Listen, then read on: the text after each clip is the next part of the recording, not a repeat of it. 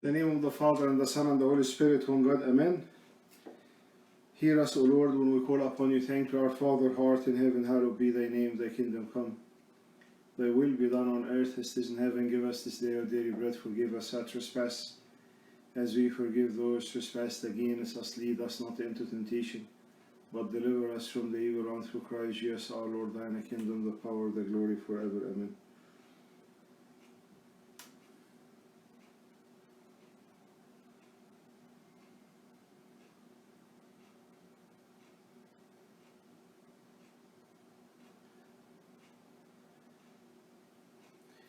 Christos Anesti, Christ is risen, and Masih Qam. I hope all is well. We'll continue the series of the way, and we are in a big station. It's a negative station, or a negative spot in the spiritual path, which is anger.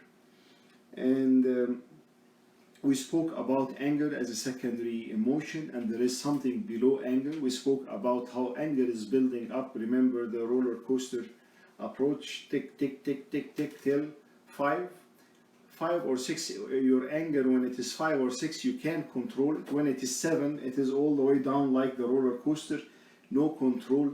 So don't even think of controlling. Those who are wise and those who are smart and self-aware, they know, you know what, I am at my 5. And even if you cannot identify the 5, ask your mom, your dad, your spouse, your siblings, people are closer to you. They will tell you, yes, this is your 5 when you are looking like this, or when you start doing this, or when you your face is starting getting red, or whatever it is. Each one has his own 5. I know my 5s. But I will not tell you what is my 5. So we spoke about the 40-hour 8 notice, and I think this is one of the most important things that you should learn is, when you are angry, when you are going out of control, remember, don't make any decisions. Try not to communicate at all for 48 minutes, for 48 hours. 48 hours, and resume and revisit the things. Do I really need to send this email? Do I really need to act this way? Do I really need to reach out to my boss, or to my spouse, or to my the person who wronged me? Or I'm in a stable emotional status and I'm okay with this. You remember that also we mentioned, or we covered the balance between the feelings and the feelings and the mind. When the feelings is balanced, or under control, the mind is under control, and you can do much easier or more wise decisions. When feelings is up, then things is going way away from everyone. I'm sorry, Akram Abuna, we need to know how we can manage anger while we try to be assertive dealing with tough people. Always giving me tough questions, but I like it, Akram.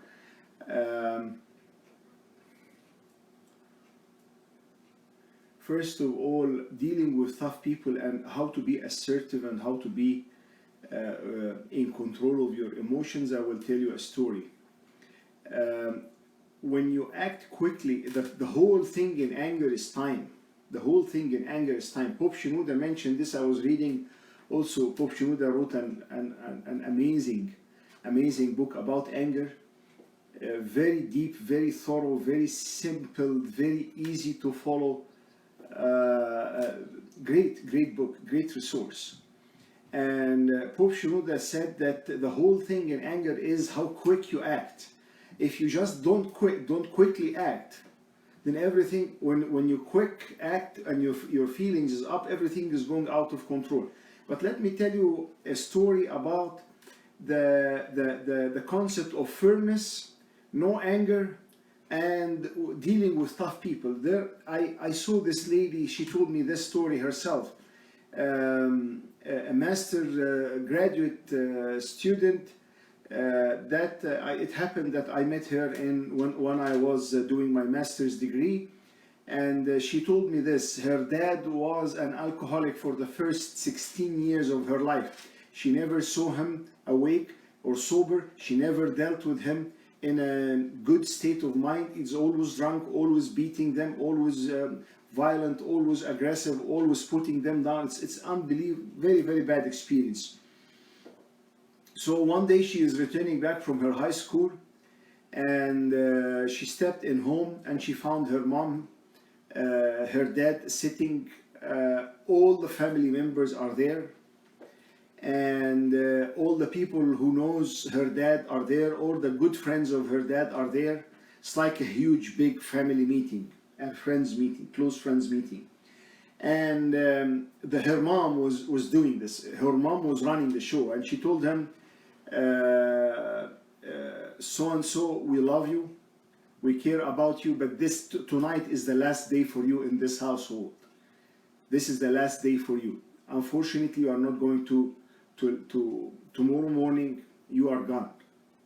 But you have two options. Go and seek therapy and seek rehab, and go to an addiction center and get your addiction for alcohol fixed. And if it is fixed, we are there for you, whatever it takes. If it definitely doesn't take less than 6 months.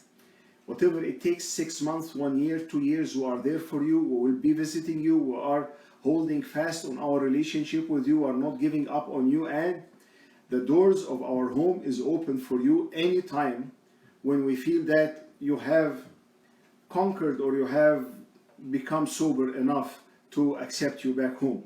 Or you are out of the family and this is the end of it. There is no other options. There is no other mediocre situation. And she mentioned this with a lot of firmness and love in the same time. So speak truth in love.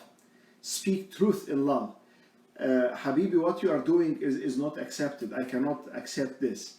I have seen in parenting skills, especially, the moms and the dads are going from 0 to 100, not from 0 to 5 or 7, in a fraction of a second, yelling and threatening and lecturing and giving sermons for very extended long time and destroying things and without. And I give you another example.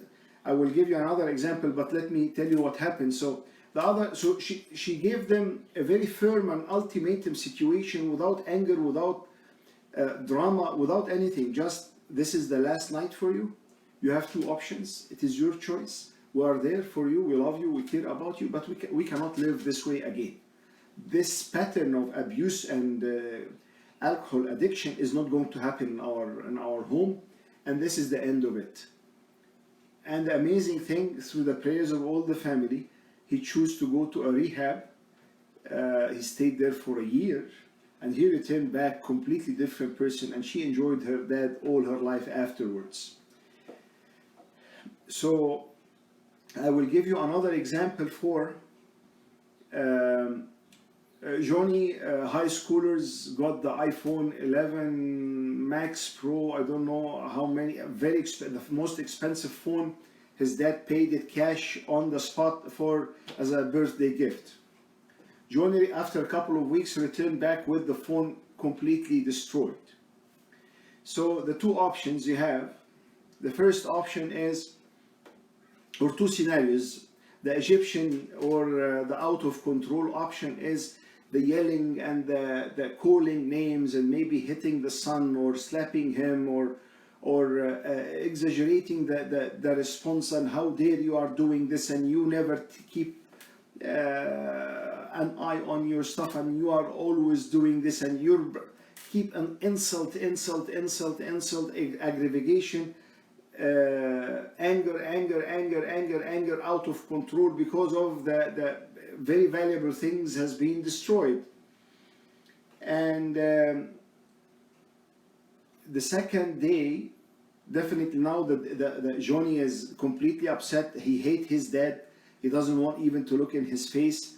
He feels a lot of guilt, a lot of shame, a lot of disrespect, a lot of humiliation. It is very, very bad. And in the morning, the dad is feeling also guilty and shameful that how did I react this way. The second day, the dad will go to Johnny in his home, in his room, and he tell him, you know what, yesterday was a very bad day. I think we can fix it. Come with me, we'll go to Apple store and get you another new phone. but never do this again. Okay, you learned the lesson. Yes, okay. This is going nowhere. This is building or rewarding a negative behavior in the kids.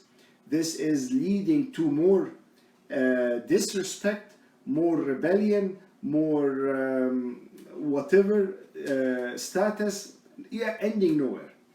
The other way is Johnny is coming, and this is a true story. Johnny is coming, broken, or the iPhone, the most expensive iPhone is there, is broken in pieces, and the dad looks to the phone and I said, "Oh boy, oh, what happened? Oh, I ruined it, Dad, and oh boy, I'm so sorry about this. I'm so sorry." What you are going to do? What do you mean? What you are going to do, Dad? No, I'm asking you, Johnny. What are you going to do? No, I don't know what I'm going to do. I'm just asking you, Dad. What are you going to do? I'm doing nothing. What are you doing? You're doing nothing, and you're going to leave me without phone, Habibi. It's your problem. It's not my problem. How can I so? I mean, you broke the phone. Dad is Johnny. Can you recall there was something in the phone agreement that we had? You signed it, I remember, right? You signed on all the terms, but there was one term that we disagreed on. But so what was the consequence if you break a phone? Yes, Dad, I know.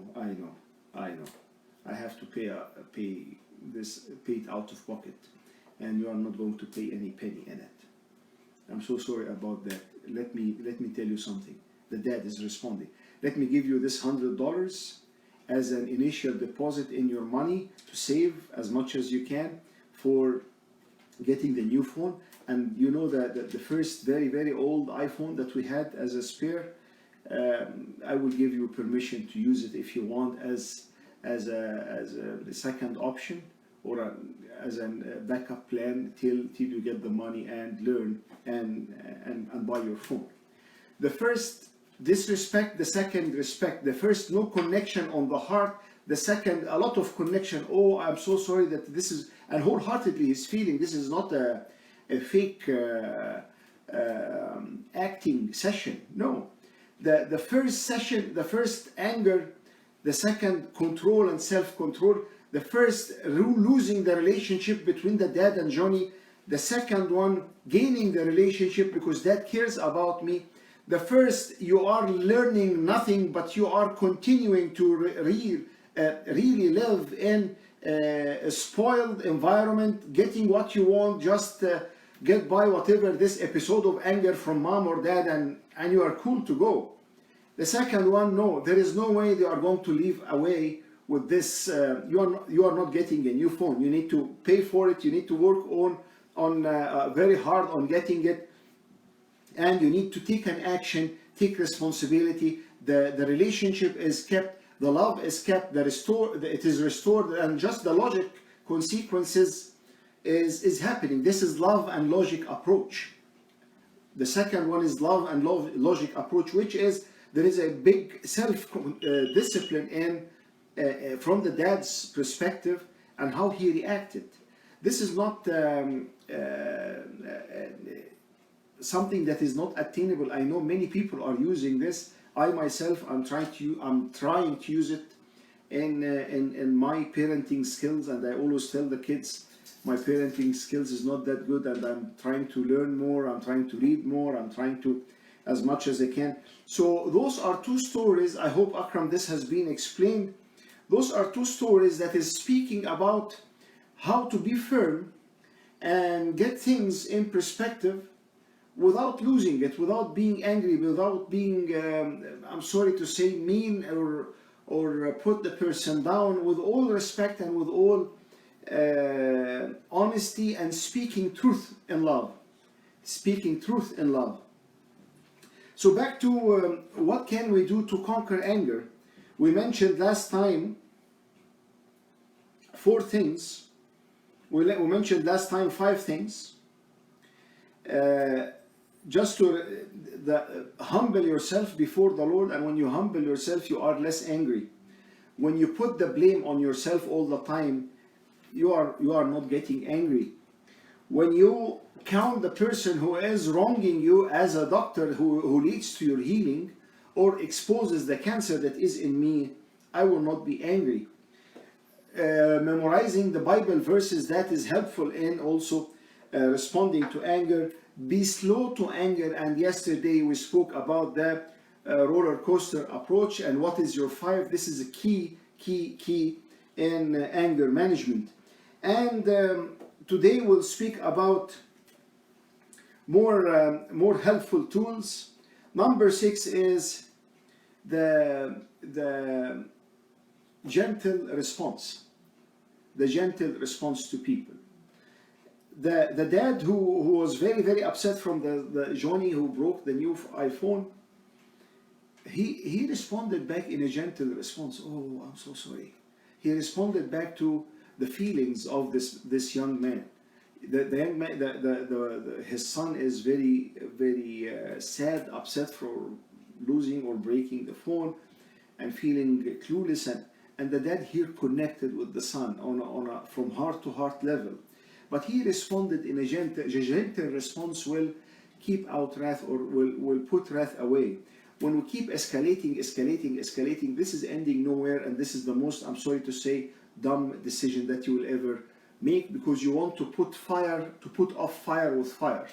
You cannot, if you have fire, you cannot put off fire with another fire. You put off fire with water. And the water is the anger, it's the fire. You don't treat anger with anger. This is an explosive. This is a very risky situation. You put anger with love and patience and humility. You put on the fire love, patience, and humility, and you will find yourself and the other person is going down, as the story that I told you about that righteous Abuna who controlled the whole thing, the whole chaos setting in back home in Egypt. I will not repeat the story. So the gentle response is a key. When someone is up there, you respond in a gentle way. Even if they went up, it sounds very weird, and they will look to themselves, why I'm doing this. The gentle response can be very powerful, because it brings peace and connection with the person and those who are together. Sometimes I will give you some examples of the gentle response. The gentle response can be a smile, not to sarcastic smile about the person. No, a smile that you know what, I'm not here to fight with you. I'm not here to escalate. And it seems a gentle response can be, it seems that you are very upset. Connecting, remember when I told you there is no camera here and you cannot see what is really happening here. When you identify the feeling of the person who is in front of you, this can be a huge, it seems that you are very frustrated. It seems that you are very upset. It seems that things is going out of control in life. It seems that you are going through a very hard time now in your situation. I remember a day we had a meeting. I will not disclose much about this story, but we had a meeting, and a person whom I really love and cherish and respect has been very mean to me personally. Very mean. I said, there's something wrong. This person never was mean with me, but I said, I didn't know what's going on. It was mean to the extent that it was even embarrassing in the meeting. Then I felt upset from within. I didn't do anything wrong, and I started questioning: Did I do anything wrong? Did I ignore this person? Did I not greet this person? Did I did something that hurt his feeling or her feelings? My mind was wandering all over. I didn't know what's going on. Then I said, let me give this person a phone call. And I called them after a day, because I also didn't want to act very quickly when I was upset. And I checked on the person, and I told them, I didn't feel you were pretty much different. You were acting different. You were not your normal. and they responded, yes, Abuna, we had a major accident yesterday. It was devastating. It was very, very hard. I didn't want to share anything with the people that know about it, and everything went fine after the accident, but it was a very, very hard day. So I was not myself. I was not being myself. My apologies for all what I have said or acted in. So it was a very, very, very strong pain that was surfaced in a very angry, mean way that was inflicted on me as a person. So here it was this phone call that I checked on the person. It was not. By the way, I'm not that successful all the time, but it was not. It was a gentle response. So a gentle response will take away anger, or will let anger go. Will let anger go away. Another example of a gentle response is, I'm sorry, I offended you. Please forgive me. I didn't mean to create all this problem. Please forgive me. I didn't mean it. Or sometimes just giving a hug or a kiss from the heart. I mean, when you feel, if you feel it is the right time, that you apologize wholeheartedly, and it diffuses the whole scene. So anger, one of the things is the gentle response that you can give to the people, and we mentioned the smile, the apology, connecting with the feeling. It seems that you are very angry, you are very upset, you are very overwhelmed, you are very worried. I'm so sorry about what you are going through. I'm so sorry that I made you feel this way. And it makes a big difference. So gentle response. Wisdom is a very, very important thing in dealing with people who are angry, and even with tough people that you are dealing with. And there is two Bible verses that blew my mind in Proverbs chapter 26, verse 4 and verse 5. Proverbs 26, verse 4 and verse 5. It's the two Bible verses are opposite. We're speaking about wisdom, how wisdom will guide you in dealing in the situation the perfect way or the perfect manner. And the wisdom, I'm not speaking about the earthly wisdom, I'm speaking about the wisdom that's coming from above, the wisdom that is from God, the wisdom that is pure, willing to submit, full of fruits, as the scripture is saying. Look to those two Bible verses. They are the opposite. Do not answer a fool according to his folly, or you yourself will be just like him. Do not answer a fool according to his folly, or you yourself will be just like him, or will be a fool like him. This is Proverbs 26 verse 4. Proverbs 26 verse 5. Answer a fool according to his folly, or he will be wise in his own eyes. لا تجاوب الجاهل بحسب حماقته لئلا تعادله أنت، وتجاوب الجاهل بحسب حماقته لئلا يكون حكيما في عيني نفسه. Do not answer a fool according to his folly, or yourself will be just like him. It is the complete opposite. It is the situation is complete opposite. The first verse is completely opposite to the second verse, but the whole thing is the wisdom. Because there is someone whom, if you get involved with him and you started, if he is cussing or calling names, and you started cussing and calling names, you are responding to a fool person by a foolish way, this is ending nowhere. And now you are doing the same thing that he is doing. So in a situation like this, silence is a key. I'm not going to respond to this. I'm not going to do this. And answer a fool according to his folly, or he will be wise in his own eyes. If someone, I recall a story that in one of the churches, one of the people in the congregation insulted the priest publicly. And the priest didn't do anything wrong, did nothing wrong. And he insulted Abuna in front of all the church on Sunday after the liturgy in the church. So do not answer a fool according to his folly. Abuna did this, he didn't answer. But Abuna escalated the thing to the leadership in the church, in this area. And the leadership was a very wise leader, and he called for a meeting of the congregation in the same day, and he listened to all the situations and what happened, and he listened to what this old man, how he insulted the priest, accusing him of stuff that is completely inappropriate and never happened. And the church leader took a decision, and he said, you know what, this is a problem. You have crossed your boundaries, you have done this. Here, answer a fool according to his folly. And he was punished within the church for a good amount of time, and he will be wise so as he will not be wise in his eyes. So in the same situation, Abuna was silenced, and he didn't respond to the person who is insulting him publicly, but Abuna, through prayers and wisdom, he escalated the things, and he went to the higher level in the clergy, where when they investigated in the same day, they took an action, which is answer a fool according to his folly, and or he will be wise in his own self. He would be going home and saying, not I insulted this priest and nothing happened. And this can be a precedent for things that can go out of control. How to know answer or do not answer? How to know what to do? It's the wisdom.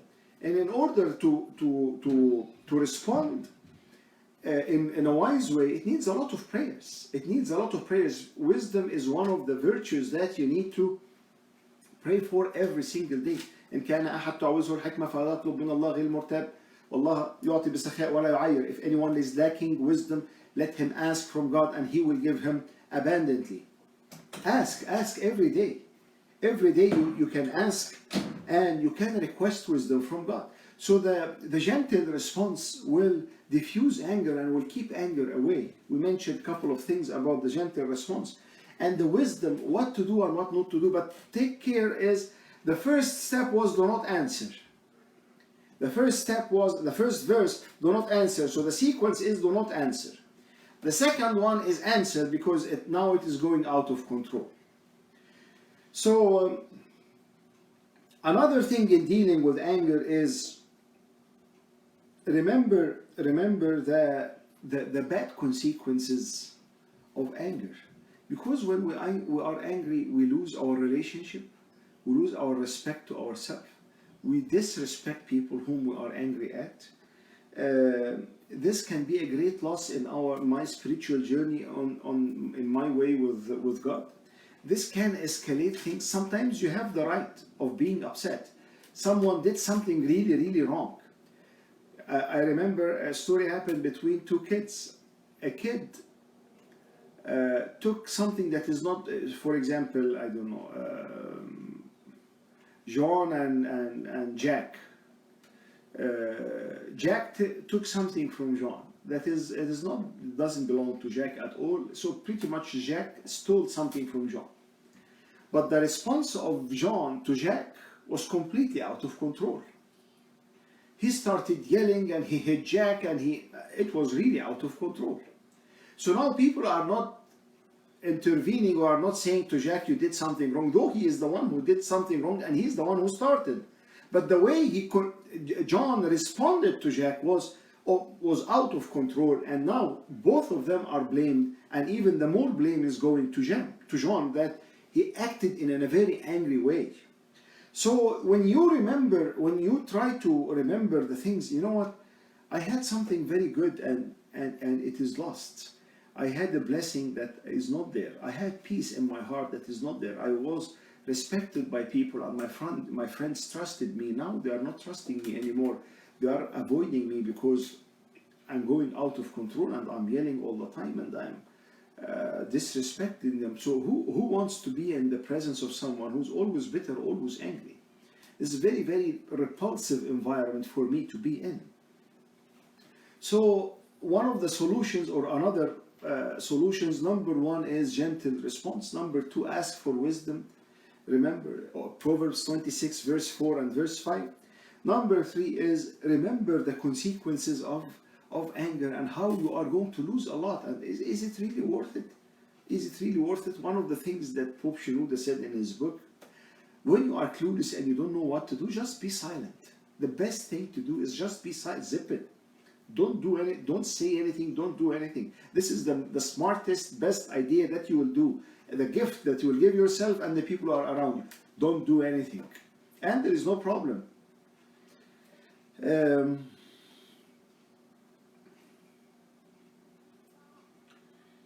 Sometimes being alone is not a solution for anger.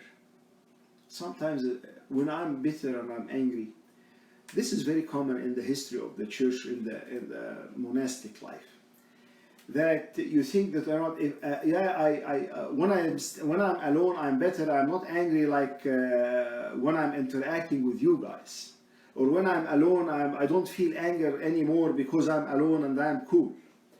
And thinking that being alone is a solution for anger, and claiming or thinking that because I'm alone, I'm not angry, so now I am conquering anger. This is a very, very fake, self-deceptive idea.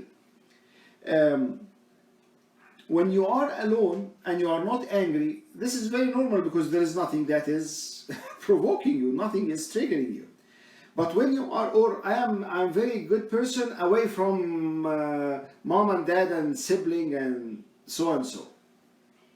But when I am with those people, it goes out of control. There is something inside. I told you this before. The father said this: the one who is angry, even if he went to be alone, anger will be in his bosom. Again, the one who is angry, even if he is going to be alone, the anger will be in his bosom, in his heart. It will not leave because the problem is in the anger. There was a monk who was angry and mad with the other monks. And he went to his father of confession. He told him, if you give me permission to go just to the wilderness and stay alone, nothing is going to happen. I will be good. I will be okay. I will not have any problem with anger. And his father of confession is telling him, this is not going to work out. This is not how it works out. He insisted. Then he went all the way to the wilderness. He stayed a couple of weeks, and he had an olla, a jar, a pot, clay pot that he was putting the water in, and it was nearby like a small window. There was a little bit of wind and the pot fell, and he lost a big chunk of the water. He said, okay, he put it back. Second time the pot fell. Third time the pot fell. He took the pot and he threw it on the ground and he destroyed the pot. And this was the problem that was being revealed. It is not the people who are around you that is provoking you. The anger is deeply inside of the heart. People were just the trigger. It was just the trigger that is triggering what is inside. So even if the angry man is going for solitude or alone to be in the desert, his anger will be in his bosom, in his heart. It is very important to think of, to deal with anger in the right manner. If you know what, every time you are meeting this person, they are on your nerves and you are very stressed out, go and pray about it. Pray and take Psalms with you, and we mentioned about the power of Psalms before. Take Psalms with you and pray. Give me, oh Lord, open my heart towards this person. Give him an open heart towards me. You know, the heart is in the hand of God. قلب الملك في يد الله. The heart of the king is in the hand of God. Wherever he wants to. قلب الملك في يد الله كجداول المياه حيثما شاء يسيرها. The heart of the king is in the heart of the king is in the hands of God, as springs of water. Wherever he wants to direct it, it will be directed. So the heart of the people is in the hand of God. One of the very, very, very powerful things that you can put in and make a big difference is the prayer that God will open your heart towards the person, or will open the heart of the person towards you. So sometimes you feel things is entangled with this person, you try to avoid, you try to interact, because every time you interact, it is heading south. Every time you interact, it's going out of control, and you start building a very, very strong wall between you and this person, because it is a lot of pain is coming from this person. So your heart start closing away or turning away from this person, even internally, even if this person is there. Try to avoid dealing, avoid speaking, avoid doing anything, avoid interacting, because it's always triggering. One of the key prayers that it's a very, very powerful one. Tell God, you got, dear Lord, you in your commandment you mentioned that the heart of the king is in your heart and is in your hand. You direct it as the springs of water. Put the heart of this person in your hand and open his heart or her heart towards me. Put my heart in your hand and open my heart towards this person who is giving me this hard time. It's a very, very powerful prayer that you will ask God to direct your heart or open your heart or the heart of the other person to have more acceptance and more grace. It is not about being alone. It is not about locking yourself in the room and I have nothing to do with mom and dad, and I have nothing to do with my siblings, and I have nothing to do with this teacher, and I have nothing to do with this boss. No, they are just the trigger that is exposing the rust in the pot that I told you before, that there is a rust in the halla or the cooking pot, and the people are just like the cover of on the pot that has rust. When you deal with people, just the cover is removed and you see the rust. The problem is not in the cover. The people are the cover. The problem is not in the cover. The problem is in the rust that is inside of me and you. Last but not least, so as not to take much of your time, is love and giving gifts. Love and giving gifts. Sometimes when you are giving something to a person who is bitter, who is angry, who's mad, who doesn't love you, who is always against you, always very cruel, sometimes when you give them a gift, a reasonable gift, and a reasonable time, I mean something, maybe their birthday, or maybe it's a Christmas time and you are bringing everyone something simple, maybe you give this person something even more than the others, so as you show him that you are caring. You don't have any animosity between you and him. Sometimes it's all in their head, all in their head. They think that you are doing this, or they think that.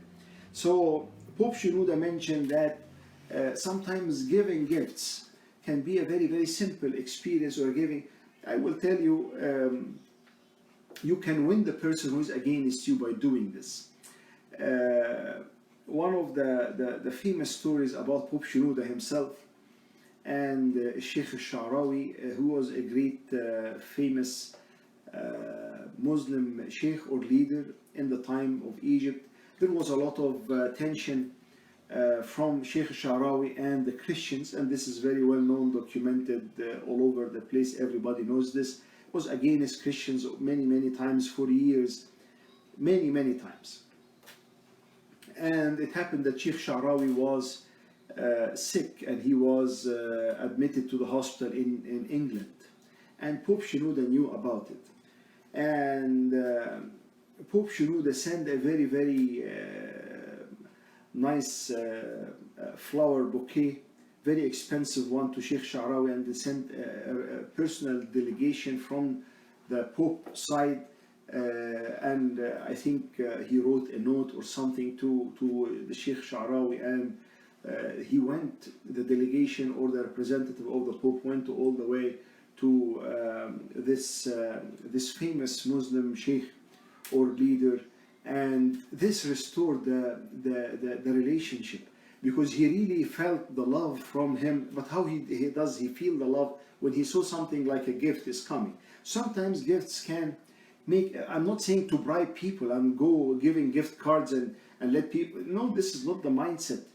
The mindset is genuinely when you pray about it and you put it in your heart and you see, you know what, maybe this will decrease the tension or will open the heart of this man or this woman or this family towards us.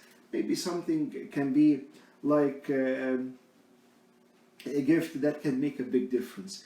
May God give me and give each one of us that we will try to conquer anger as much as you can. It's a poisonous sin that can take, it's like a rust, that can take over the whole car or the whole building or the whole place. Little by little, you find yourself losing a lot in relationships, losing a lot with God, losing a lot with people who are around you.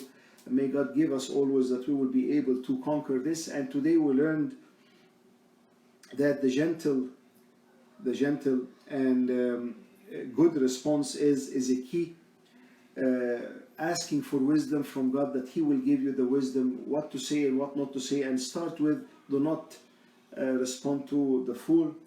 Remembering the consequences of anger and how you can lose a lot. Is it really worth it? And if you don't know what to do, zip it. And remember that loneliness or being alone is not a solution for the anger. The people are just triggering or just exposing the rust that is inside of me. The calling for asking God for purity of the heart is a solution, and praying this prayer, may God, oh God, you have the heart of this person in your hand. I ask you, Lord, with all lowliness and meekness, that you will open the heart of this man or woman or son or daughter or wife or husband or boss or whatever towards me, and also open my heart towards this person. Last is loving and giving gifts can diffuse the whole situation. To whom is the glory forever and ever. Amen.